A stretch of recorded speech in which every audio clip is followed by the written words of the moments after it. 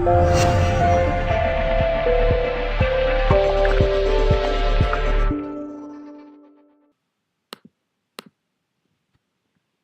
young bloke from Scotland has become a remarkable entrepreneur after turning his grandmother's secret jam recipe into a business at just 14 years of age. Now, the company boomed. By 16, Fraser had left school to pursue his passion. Today, at the ripe old age of 22, he's created an empire selling jam to over 2,500 supermarkets around the world. He sells 1 million jars a year.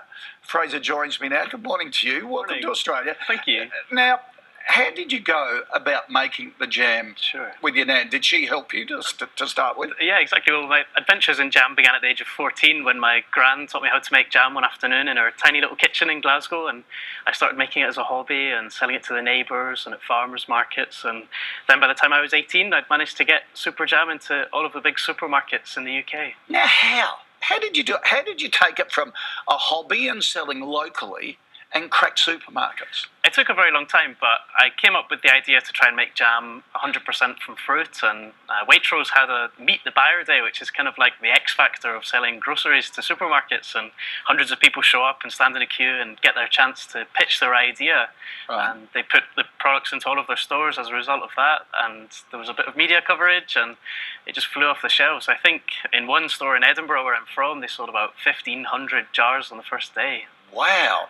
Now, you say you make it differently because this is the secret. And a couple of weeks ago, we had a whole series here on Sunrise really revealing how much refined sugar is in the things that you eat.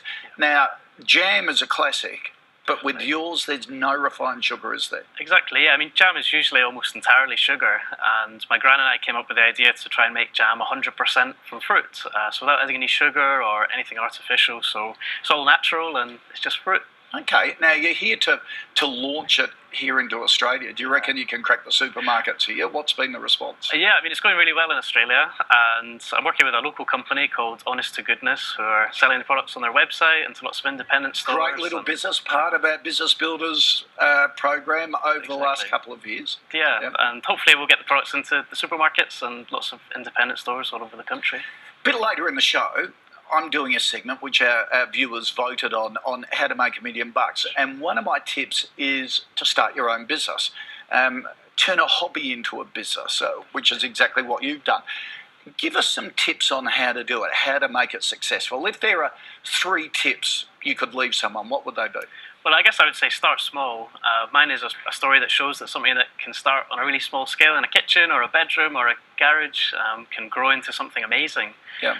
I would say try and find a mentor, somebody who's maybe been there and done it before, who can kind of give you advice, and I got a lot of support from having a mentor. And I think just don't be afraid of trying. I think a lot of people are just terrified to give their ideas a shot, and I think if you give it a shot, you never know where it could end up. Yep, absolutely. Well, it is a great story. You put out a book about the story, which is a great read. I read it over the weekend. Oh, so anyone who wants to do it and follow in Fraser's footsteps, that should be your Bible. Great to meet you. Thank you.